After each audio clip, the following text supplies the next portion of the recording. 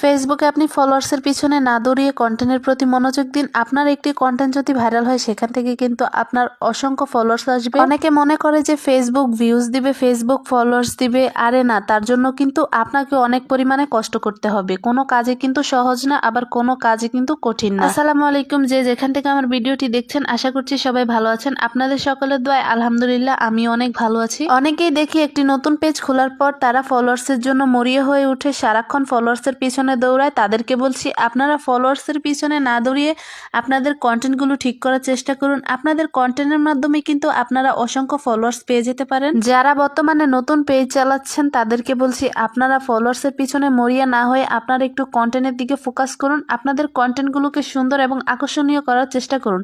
আপনার একটি কন্টেন্ট যদি পাবলিকের ভালো লাগে, তারা কিন্তু সবসময় আপনার কন্টেন্টগুলো দেখবে। আপনি সবসময় খেয়াল রাখবেন যে মানুষ আপনার কোন ভিডিওগুলো সবচেয়ে বেশি পছন্দ করে, আপনার কোন ভিডিওগুলোতে ভিউজ বেশি হয়, আপনি ওই ভিডিওগুলো বেশি আপলোড করার চেষ্টা করবেন। আর অবশ্যই চেষ্টা করবেন আপনার কন্টেন্টগুলো সুন্দরভাবে তৈরি করার জন্য এবং আপনার পেজটিকে পরিপাটি রাখার জন্য।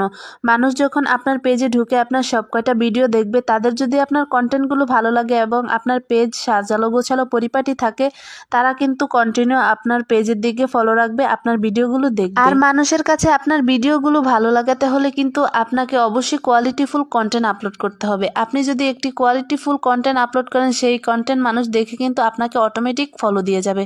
আপনাকে আর অন্য থেকে ফলো চেয়ে নিয়ে আসতে হবে না। আপনি যদি একটি সুন্দর পরিপাটি কন্টেন্ট বানাতে চান, তাহলে অবশ্যই আপনার যেই রান্নাঘর আছে, রান্নাঘরের লাইটিং এর ব্যবস্থাটা একটু ভালো রাখবেন। আপনার ভিডিও লাইটিং যত ভালো থাকবে, আপনার ওই ভিডিওটা কিন্তু ততই কোয়ালিটিফুল হবে এবং মানুষের চোখেও কিন্তু আপনার ওই ভিডিওটি অনেক সুন্দর লাগবে, আর তারাও কিন্তু আপনার ওই ভিডিওটি দেখবে। আর ভিডিও আপলোড করার পর কিন্তু সাথে সাথে আপনারা পেজ থেকে বের হয়ে যাবেন না। ভিডিও আপলোড করার পর কমপক্ষে আধা ঘন্টা থেকে 40 মিনিট আপনারা পেজে অ্যাক্টিভ থেকে আপনার ভিডিওতে আসা কমেন্টসগুলো রিপ্লাই দিবেন এবং তার পাশাপাশি আপনার যে অডিয়েন্সরা ভিডিওগুলো আপলোড করে তাদের ভিডিওতে কমেন্টস করবেন। এতে করে কিন্তু তারাও উৎসাহিত হয়ে আপনার পেজে গিয়ে আপনার ভিডিওগুলো দেখবে, কমেন্টস করবে। এরকম করেই কিন্তু আপনার ভিডিও কিন্তু এক পর্যায়ে ভাইরাল হবে। আর আপনার ভিডিওটা যদি ভাইরাল হয়ে যায়, সেখান থেকে কিন্তু অসংখ্য ফলোয়ার্স আসে।